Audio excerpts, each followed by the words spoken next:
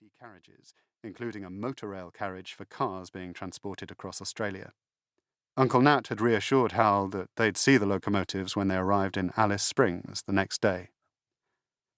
Once on board the train, Hal found it was divided into areas. Their gold service tickets gave them access to the Outback Explorer Lounge, the Queen Adelaide restaurant, and their compartment with 2 fold-away bunks. As the Gann trundled out of Adelaide, buildings became spaced out.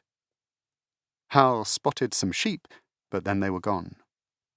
The trees thinned, then disappeared altogether.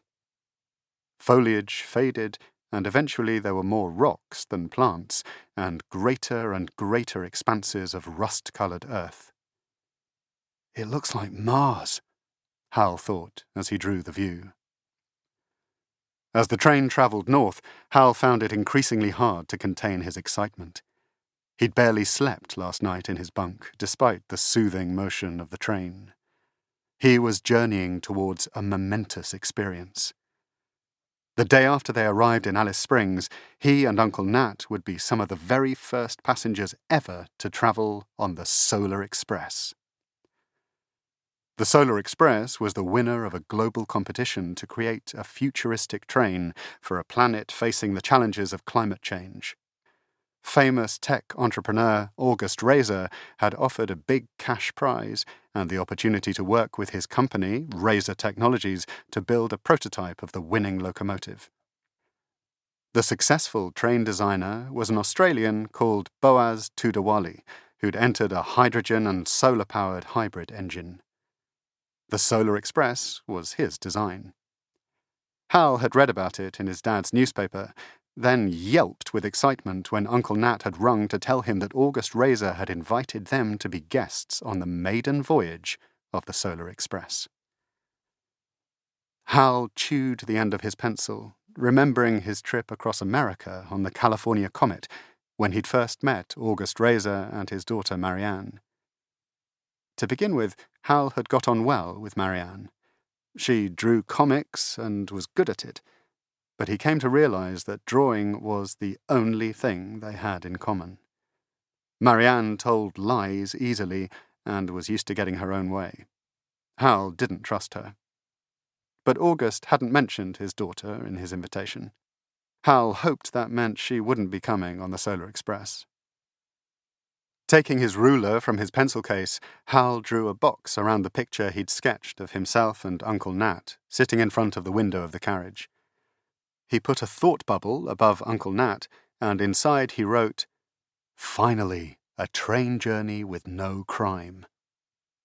He smiled as he added a vertical box to the left of the picture and inserted the caption, "The railway detectives were on the Gann, travelling to Alice Springs."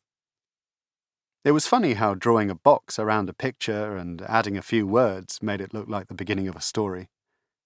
He decided that if Marianne was coming on the Solar Express, he'd draw comics with her. He certainly didn't want to talk about what had happened the last time they'd met. "Vast, isn't it?" said Uncle Nat, taking a sip from his coffee cup as he stared out of the window at the intensely blue sky. "Do you know, Australia is wider than the moon?" Hal's uncle was a travel writer and always had an interesting fact to share. "Look, it's Iron Man." He pointed to a sculpture beside the tracks. The train manager's voice came through the speakers, telling them the Iron Man was created by the people who laid the 1,000,000th sleeper of this track, and Hal stared at the giant stick man carrying a concrete sleeper as they passed. "Are you going to write about the Solar Express?" he asked his uncle. "Of course! The Solar Express could revolutionize rail travel forever.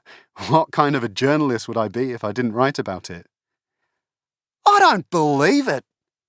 a woman exclaimed from a booth across the aisle. "No one can be that lucky!" Hal turned and saw a woman with red lipstick and cropped bleach-blonde hair sitting opposite a man in an open-necked, short-sleeved shirt. His tangled blonde mop was scraped up in a topknot. A deck of cards lay on the table between them. The woman threw down her hand of cards, exclaiming loudly, "Kenny Sparks, are you cheating?" Kenny laughed.